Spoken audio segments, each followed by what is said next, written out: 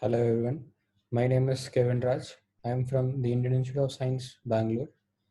The title of our presentation is Automatic Classification of Art Remain from Single Wavelength Fundus Images. My co-authors are Aniket Manjunath from University of Southern California, Harish Kumar from Manipal Academy of Higher Education, and Chandrasekhar Silamantala from the Indian Institute of Science, Bangalore. This is the overview of my presentation. I shall first present the problem of art-driven classification and the prior art in the area. I shall then mention the challenges involved and proceed with the proposed method. I will also present the validation results on publicly available datasets. Vessels are prominent structure of present in our retinal fundus images. Classification of vessels into artery or vein is important in several diagnostic applications. For instance, to determine the oxygen saturation level. Using oxygen saturation level, pathologies such as retinal vessel occlusion, diabetic retinopathy, and hypertension can be identified. For example, lower to artery vein ratio indicates that the patient is suffering from the risk of hypertension and cardiovascular diseases. In case of central retinal vein and artery occlusion, the oxygen saturation has been found to be lower. A deficit of oxygen in the retina as a result of blood supply deprivation is linked to diabetic retinopathy.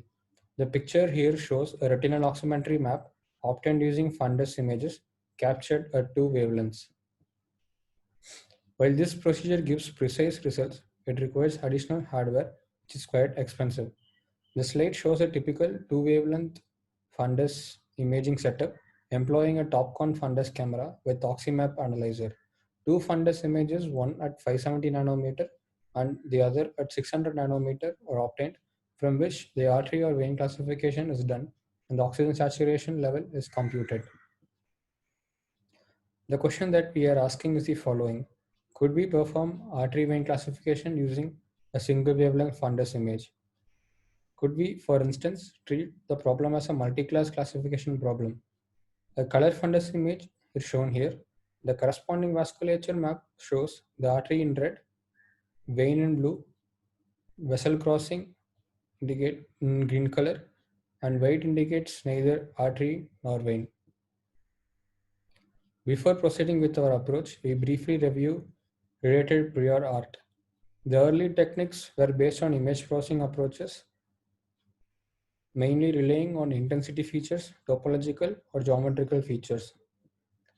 Recently, deep learning techniques have also been proposed for performing artery or vein classification.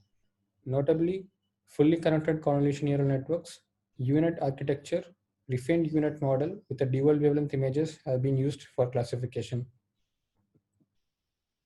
The main challenge is that the features of artery and vein are highly correlated, making it visually as well as technically difficult to classify from single wavelength fundus images. There are also no publicly available datasets with artery and vein annotations for training deep networks. It also requires complex pre-processing and post-processing steps in order to achieve high classification accuracy. We use ResNet 50 trained on ImageNet as the backbone network to perform feature extraction. Transfer learning is used for better initialization, which leads to a faster convergence. In order to preserve both low-level features such as edges, corners, and high-level features such as complex patterns, we concatenate the features from low level to high level. After that, we pass the concatenate features to the squeeze and exit block in order to explicitly model the interdependencies between various features by assigning a corresponding weight. This slide shows the architecture of the proposed artery or vein network for AVNet, as we shall call it. The input image is the color fundus image of size 1024 times 1024, and the output size is of 512 times 512. Features with same filter size, such as 64, 96, and 48, are concatenated together and passed through the squeeze and exit block, which gives weighted filters in the output, improving the AV classification performance. We deploy the AVNet for performing the three-class classification. the classes being artery, vein, and background. The AVNet is trained for 30 epochs with a batch size of 2 images, minimizing the 3-class categorical cross entropy loss. The loss function is optimized using rectified AGM, which uses warm-up. Warm-up is an initial period of training with a much lower learning rate so that adaptive optimizers can offset excessive variance when dealing with limited training data. The AVNet is trained with 3 publicly available datasets, namely RITE, LES, and IOSTAR. These datasets have images of different contrast, brightness, and illumination. This slide shows the details of the datasets, the number of images per dataset, and the image resolution. The datasets are not of uniform image resolution, so we have resized the images to a common dimension of 1024 times 1024, which are then input to the AVNet. This figure shows instances of the ground truth from HRF and RITE datasets. The vessel crossings are marked as green, and uncertainty of a vessel being an artery or a vein is marked white. We have not considered these cases. Instead, we consider only a 3-class classification. This also enables a fair comparison with previous techniques. A total of 92 images taken from the RITE, IOSTAR, and LES datasets were partitioned into training and validation data. Since the data available for training is small, we used data augmentation techniques comprising rotation, shearing, horizontal and vertical flip in order to increase the size of the training set. This slide shows some results of the proposed artery or vein classification. The 3 sample images are taken from different databases and have different levels of illumination and non-uniformity of contrast. However, the AVNet classifier seems to give artery and vein outlines with continuity and without breaks. This slide shows another set of results. Again, we observe that there are no spurious pixels classified as artery or vein. The artery vein contours are also well connected with continuity maintained.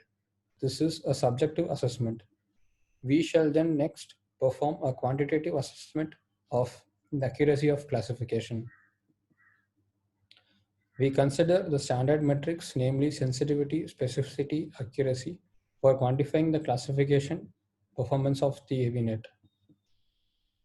The table shows a detailed comparison of the AVNet with respect to the state-of-the-art techniques for AV classification. The AVNet gives competitive results across datasets considered. The generalization capability of AVNet is also demonstrated by the cross-validation performed on the HRF dataset. The AVNet takes in order color fundus image as an input. It does not require a segmented vasculature map as a starting point to perform artery vein classification. This is a key advantage of the proposed network. To summarize, we proposed a novel deep learning architecture named AVNet for artery vein classification. We used low-level to high-level features extracted from residual connections of ResNet 50, pre-trained on the ImageNet database. An attractive feature of the proposed network is that it does not require the segmented vasculature map as the input. It can directly operate on the color fundus image. The validation on publicly available datasets have shown that the accuracy is high and the generalization capability is also good. I would like to acknowledge Ministry of Human Resource Development and also the Indian Council for Medical Research.